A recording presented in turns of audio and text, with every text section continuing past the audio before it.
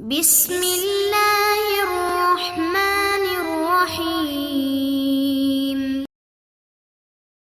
السلام علیکم اخوتی الطلبہ، کیف حالکم؟ کیف الصحة؟ کیف تشعرون عندما تتحدثون باللغة العربية؟ هل أنتم تتحدثون فيما بينكم أو تتكاسلون؟ لا ينبغي أن نتكاسل، ينبغي أن نعزم وأن نكون من المتقدمين والمجتهدين في مجال تعلم اللغة العربية. من تكلم كثيرا تعلم كثيرا، والنطق يأتي بالسماع وبالكلام. والنطق یعنی عربی میں بات کرنا، یہ آتا ہے بالسماع سننے سے، وبالکلام الکثیر اور زیادہ بولنے سے. لذلك ينبغي بعد السماع الكلام. السماع بالتوجہ، سننا بھی توجہ سے ہے. ثم النطق أيضا بكل ما عندك من الألفاظ، وہ سارے الفاظ جو آپ کے پاس موجود ہیں، وہ کلمات، اس کا استعمال کرنا نہایت ضروری ہے. لذلك أولا نحفظ عندما يجتمع الزاد اللغوی، جب ہمارے پاس زاد لغوی جمع ہو جائے گا. ثم يمكن أن نتحدث كثيرا وبتعبيرات مختلفة متنوعة وكثيرة. مختلف تعبیرات ہم پھر استعمال کر سکیں گے. تو انشاءاللہ آج سے ہم جو دروس پڑھ رہے ہیں اس کا موضوع ہے موضوع ما سندرس من اليوم فصاعدا التعبیرات المنتخبة. التعبیرات یعنی الاسالیب، الاسلوب، اسلوب الکلام واختیار التعبیرات المختلفة وهي منتخبة. منتخبة أي المختارة، المنتخبة معناها المختارة التي اختیرت واخترناها فهي منتخبة ومختارة. وہ تعبیرات جن کا انتخاب کیا گیا ہے یا جن کو اختیار کیا گیا ہے. مختلف تعبیرات ہم روز مرہ بات چیت کے دوران استعمال کرتے ہیں. تو عربی میں کس طرح بولیں گے؟ اس طرح کے مختلف جملے ہمارے سامنے آ رہے ہیں، کیونکہ مختلف مواقع اور مختلف مقامات ہوتے ہیں جہاں ہم مختلف افعال استعمال کرتے ہیں. تو آئیے آج کا سبق شروع کرتے ہیں. الجملة الأولى مثلا أنا أقول، فمثلا أنت تقول، مثال کے طور پر آپ کہتے ہیں الزم الهدوء. الزم الهدوء یعنی ہدوء کو لازم پکڑو، خاموشی لازم پکڑو، شور شرابہ نہ کرو. ہدوء کہتے ہیں یعنی خاموش بیٹھنے کو، یعنی کسی طرح سے شرارت نہ کرنے کو ہم کہتے ہیں الزم الهدوء. آرام سے بیٹھو. فی الصف، صف میں. یہ ایک جملہ ہوا. اس کے بعد ہے لا تسیء الادب، بدتمیزی نہ کریں، بے ادبی نہ کریں، الی الاساتذۃ، اساتذہ کرام کی. لا تسیء الادب، اساء یسیء اس کا اصل ہے. اساء یعنی کوئی ایسا عمل کرنا جس سے سامنے والے کو تکلیف پہنچے، یعنی بے ادبی کرنا. اساء الطالب، اساء الطالب الی الاستاذ، طالب علم نے استاذ کو تکلیف دی یا استاذ کے ساتھ برا سلوک کیا، اس معنی میں آتا ہے. اور اگر آپ کہنا چاہیں کہ آپ با ادب رہیں تو ہم کہیں گے تتأدب، تتأدب مع الاستاذ. تتأدب آپ با ادب رہتے ہیں یا آپ ادب کیجئے مع الاستاذ، استاذ کے ساتھ. اس کا اصل ہے تأدب یتأدب. تأدب یعنی تفاعل، باب تفاعل سے ہے. تأدب فعل ماضی ہے، یتأدب فعل مضارع ہے. یتأدب وہ ادب کرتا ہے. تتأدب آپ ادب کرتے ہیں مع الاستاذ، استاذ. امید ہے سمجھ آ گیا ہوگا. تو یہ ہے لا تسیء الادب، ادب یعنی ایسا کام نہ کریں جو ادب کے خلاف ہو۔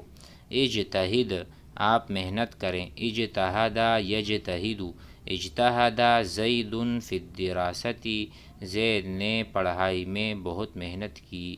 تو ہم آپ سے کہتے ہیں اجتہد آپ محنت کریں، فی التعلم سیکھنے میں، فی التعلم سیکھنے میں، اور اگر ہم مضاف بنا دیں فی تعلم العربیت عربی سیکھنے میں، یہ مضاف ہے، العربیہ مضاف الیہ، اجتہد فی تعلم العربیت عربی سیکھنے میں محنت کیجیے۔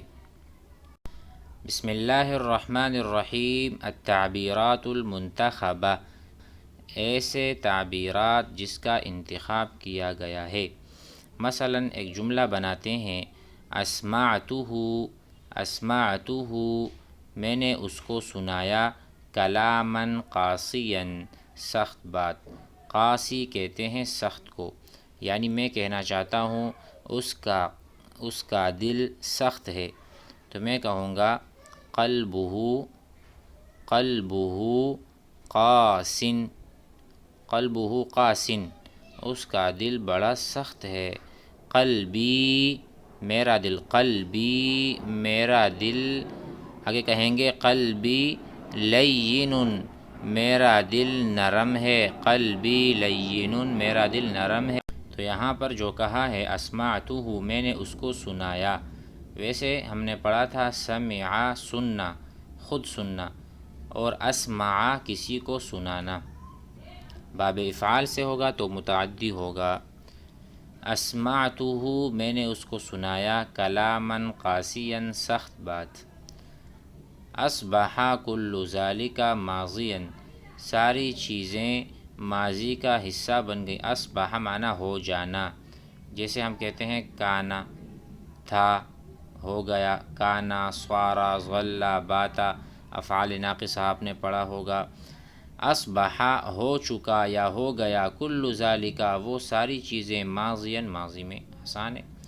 انتزع منی، انتزع منی میرے سے اس نے چھین لیا، انتزع نزع کر لیا، آپ کو ہو نزع الرجل آدمی نے، نزع یعنی نکالا، نزع الرجل الماء پانی، نزع الرجل الماء من البئر، من البئر آدمی نے پانی نکالا، من البئر کنویں سے، نزع نکالنا، ڈول نکالنا، کسی چیز کو کھینچنا، تو نزع الرجل الماء من البئر آدمی نے پانی نکالا کنویں میں سے۔ اسی طرح انتزع منی اس نے مجھ سے چھین لیا۔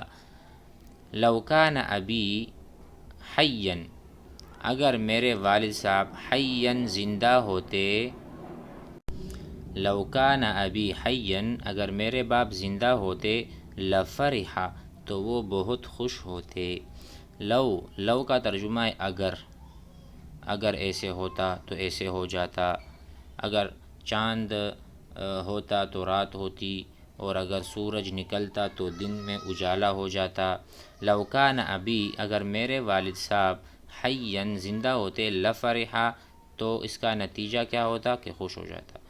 لدینا ہمارے پاس، فرصت وقت ہے، فرصت ہے، لدی میرے پاس، لدینا ہم سب کے پاس، جس طرح میں کہتا ہوں عندی میرے پاس، عندنا ہم سب کے پاس، عندنا وقت کثیر ہمارے پاس بہت زیادہ وقت ہے، عندنا وقت المطالعہ ہمارے پاس مطالعے کا وقت ہے، عندنا وقت المراجعہ ہمارے پاس مراجعے کا وقت ہے، عندنا وقت الذهاب الى المدرسہ وقت الذهاب جانے کا وقت ہے، الى المدرسۃ مدرسے جانے کا وقت ہے۔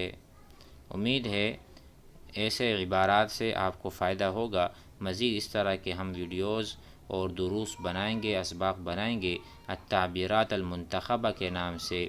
ہو سکتا ہے 20 ہو جائیں، 25 ہو جائیں، جتنے بھی ہیں اس کو آپ حضرات توجہ کے ساتھ سنیں بھی اور پھر آپس میں دہرائے بھی، اس کو یاد بھی کریں۔